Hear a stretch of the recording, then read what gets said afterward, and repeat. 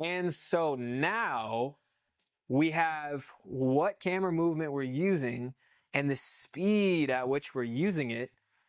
And then we have the ability to choose between a smooth camera movement, like a dolly shot or a steady cam, and then a much more handheld, kind of shaky feeling, right? Two incredibly different qualities. So you can imagine that if you have a painting that you're creating and using smooth lines, that's going to have a very, very specific aesthetic. That when if you're painting with the same paintbrush and the same colors and you have very jagged, shaky lines in the painting, that's going to be a totally different piece of art, right? Because it's going to affect the way we see things much differently. So the smooth and cinematic dolly or Steadicam shot allows us to forget about the camera and just connect with the subject or the object that's in front of the lens. And then on the other hand, the handheld shot creates a much more aware viewer. There's this certain unsteadiness, uncertainty that a handheld shot creates that you can use to your advantage properly. But once there's this shakiness in the shot, it makes the viewer actually feel like they're there, kind of as an external observer in the scene. Whereas the dolly shot or the Steadicam shot is so smooth that we don't have to think about what's going on. We kind of forget and we stop thinking and we just kind of become part of that image. And then on the other hand, the shaky hand shot allows you or creates for you to be very alert, right? If everything around you is very calm and smooth, there's not much thought going on. But as soon as maybe there's a slight rumble from possibly a mini earthquake, boom, you're instantly aware of what's going on, your surroundings, all these things. So that quality of movement, whether it's smooth or handheld, creates an extremely different reaction in the viewer as well. So we can use these two different qualities of camera movement as excellent contrasts in our films and videos, where if we move into a scene of uncertainty, a fight sequence, or anything where there's a negative or an uncertain change in the energy of that moment, we can use this handheld vibe, this look, to create that same feeling in the viewer that's going on in the film itself. In my head, in my head, in my head, in my head, in my head, in my head, in my head, in my head.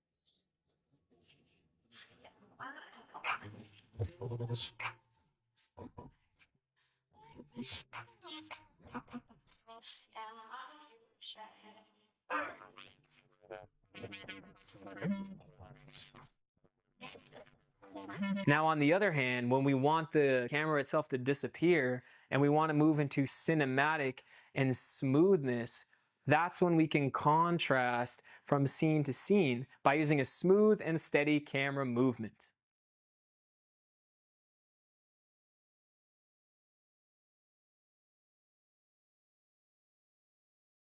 So if you're shooting with one camera, whether it's a music video, a short film, a commercial, whatever it is, it's a good idea that you always want to shoot your wide shots first. Knock out all your wide shots with whatever film you're shooting, and then work your way in and get the close-ups. If you follow this procedure with all of your projects, you'll usually get all the coverage that you need. And when you're shooting with one camera, you're going to need to get plenty of coverage with the environment that you're shooting in so that you'll have the cutaways and you'll have the B-roll shots that you need to connect your story together.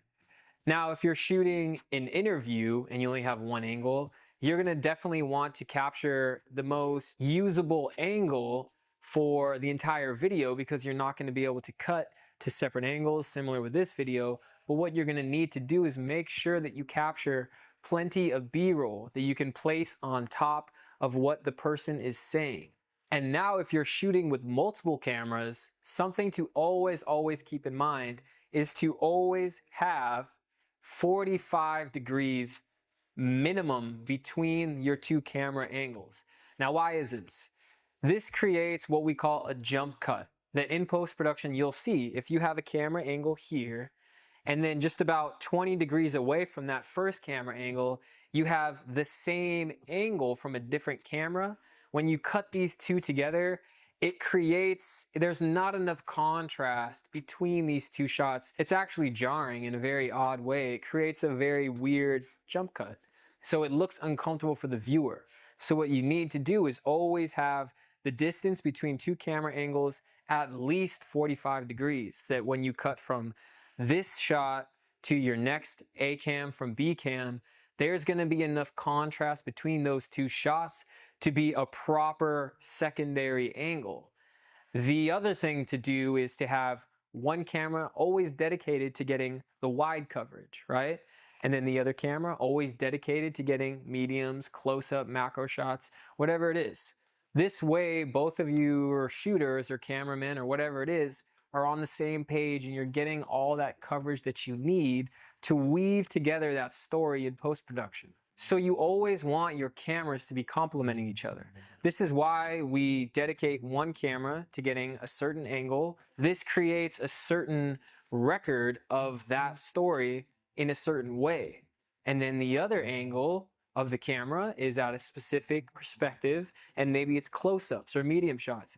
That's capturing that same story with a different essence as well. So these different elements create contrast in the story, in the storytelling process in post-production. So always keeping that in mind. Ahead of time, you have to know that each camera has a specific reason and a specific way that it's capturing the story, so that in post-production, you have a very, very easy way to edit and weave that story together.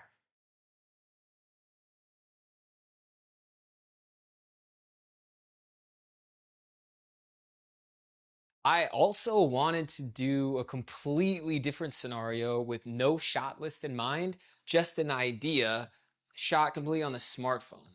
So what I'm gonna do is we have our scenario here, and we're gonna have our subject, Vlats, and he's going to be basically doing the same movement twice, and it's all gonna make sense at the end of the edit, I promise you. But I wanted to shoot it on an iPhone to kind of show you you can string shots together that look really good, just like shooting with a DSLR or mirrorless camera. And you can use a smartphone. I'm going to be doing 240 frames a second for a dramatic effect for the video. So I'm going to be using frame rate. I'm going to be using movement. I'm going to be using camera placement. And I'm going to be using a series of shots back to back that create a punchline, a really cool kind of final product. So Vlats is going to be standing here. He's going to do the same movement twice. And we're going to have this quartz light that is going to be going through this 36-inch circular diffuser, lighting our scene. We have the windows closed in the background.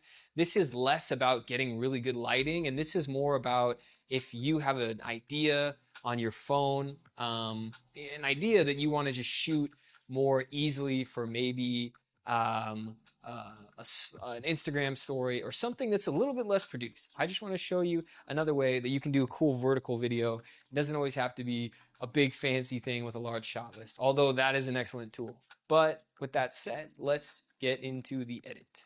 No, wait, no. It's not an edit. We're not editing. But with all that said, let's get into shooting this idea.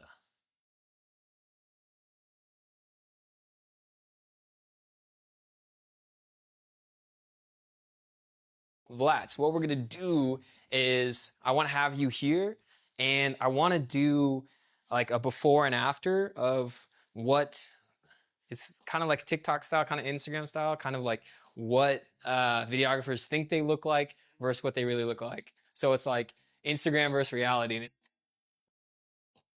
So it's kind of like that, a little bit different. But for the movement, I want you to kind of be standing kind of like 007. And then maybe we'll have to kind of see what works well with left hand or right hand. But it's kind of like a quick reload thing. So it's like, and then you're going to have the other one in your hand. And then you go, whoosh. Okay. And then something like maybe then that. We'll kind of see what looks good. So I'm going to shoot the before first with no special stuff. This is your cinematic debut, man. So go ahead and do the thing all the way through.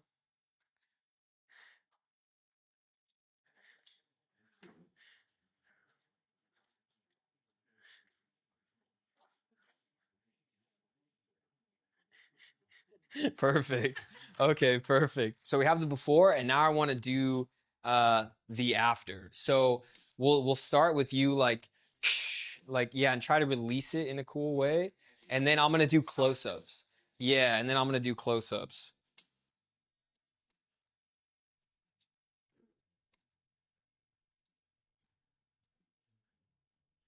Do the raise one more time. So go down. Yeah. And then go up. Let's do that again. That was really cool. Down. Okay, up. Ah, one more. Down. Up. Ooh. Okay, cool. Let me get a close-up of just the release. That was pretty good, but let's do it again. Yep. And then put the new one in. Oh, whoo, buddy. Now I want to get a battery drop. So go ahead and like throw it right in front of the phone.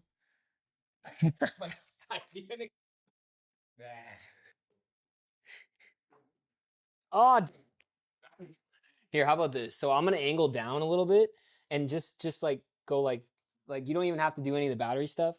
I'm just not gonna get your feet, but go ahead and like drop it here. Yep.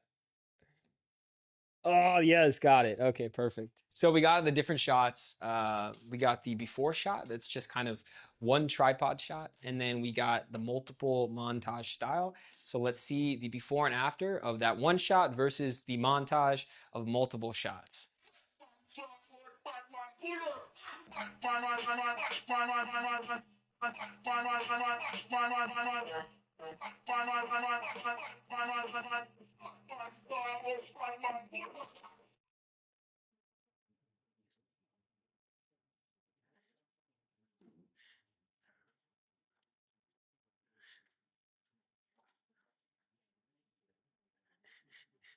Perfect.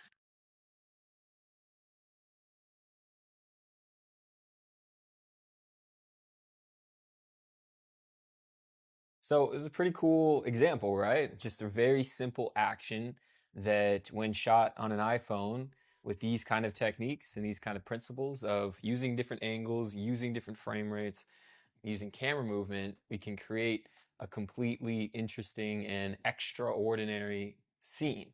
So now it's your guys' turn. It's time for you to film one action shot. This can be anything that creatively that you can come up with. It can be making a smoothie, it can be getting ready for school, it can be whatever your heart desires. Hopefully it's something for a video that you'll actually use to upload to one of your channels, but I want it to be shot in two different ways. The first way is just a standard wide shot that you might normally document the situation with, okay? And the second way is the same exact movement or action or activity that's shot with 5 to 10 cutaway shots with different shot types and the different types of movement that we covered in the previous lectures. And then I want you to edit it into a 5 to 10 second montage. Now, you can use music that you add, or you can use the live audio, the actual audio in the surroundings of what you're shooting, as the backing audio track. And then you're going to export that montage and share your video link with the standard shot first, and then your updated montage second in the Q&A section, just like this video example right here.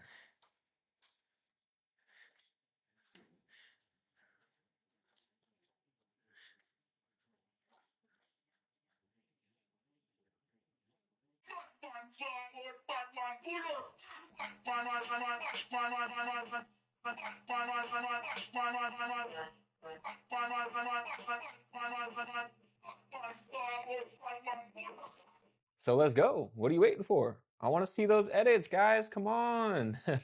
Put your edits together and then upload them to the Q&A section, and I will see you guys in the next lecture.